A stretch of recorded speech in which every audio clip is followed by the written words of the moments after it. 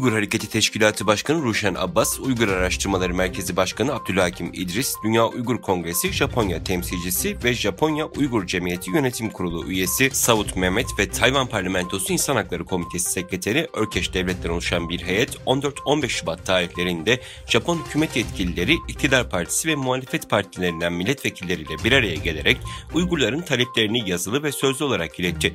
İktidardaki Liberal Demokrat Parti'nin Siyasi Soruşturma Komitesi Başkanı Hugiwuda Koichi, Mayıs ayında Japonya'nın Hiroşima kentinde düzenlenecek G7 Sanayileşmiş Ülkeler toplantısında Uygur sorununu gündeme getirme sözü verdi. Dünyanın farklı bölgelerinde yaşayan Uygur Türkleri deprem bölgeleri için seferber oldu. Kazakistan ve Kırgızistan'da yaşayan Uygurlar 5 milyon liradan fazla bağış toplayarak Türkiye'ye ulaştırdı.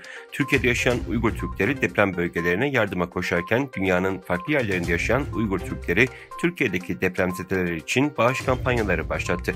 Kazakistan'da ikamet eden Uygur Türkleri kendi aralarına topladıkları 2.800.000 Türk lirası değerindeki bağışlarını 16 Şubat'ta AFAD yetkililerine teslim etti. Kırgızistan'da yaşayan Uygur Türkleri aralarına topladığı 135.000 ABD doları yani 2.546.000 Türk lirası bağışı Türkiye'nin Bişkek Büyükelçiliğine ulaştırdı.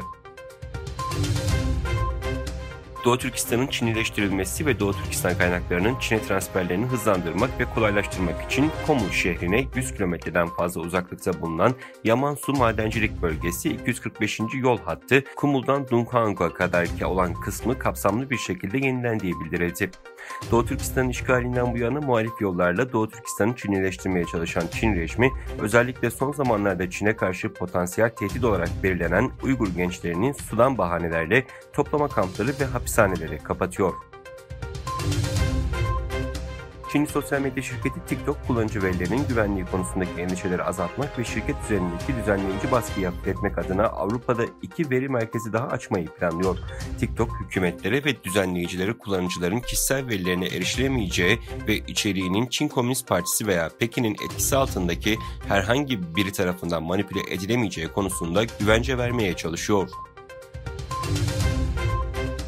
Tayvan Savunma Bakanlığı dün akşamdan bugün sabah saatlerine kadar ada çevresinde Çin'e ait 24 askeri hava aracı ve 4 savaş gemisinin görüldüğünü bildirdi. Ada çevresinde tespit edilen 24 askeri hava aracı ve 4 savaş gemisinin elektronik takip vasıtaları, devriye uçakları, gemiler ve yer füze sistemleriyle izlendiği belirtildi.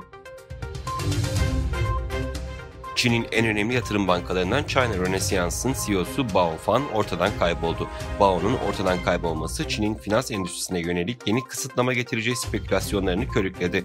Bao'nun şirketi China Renaissance dün yaptığı açıklamada CEO Bao Fan'la bağlantıyı kaybettiğini söyledi. China Renaissance hisseleri bugün Hong Kong'daki erken işlemlerde sert düştü.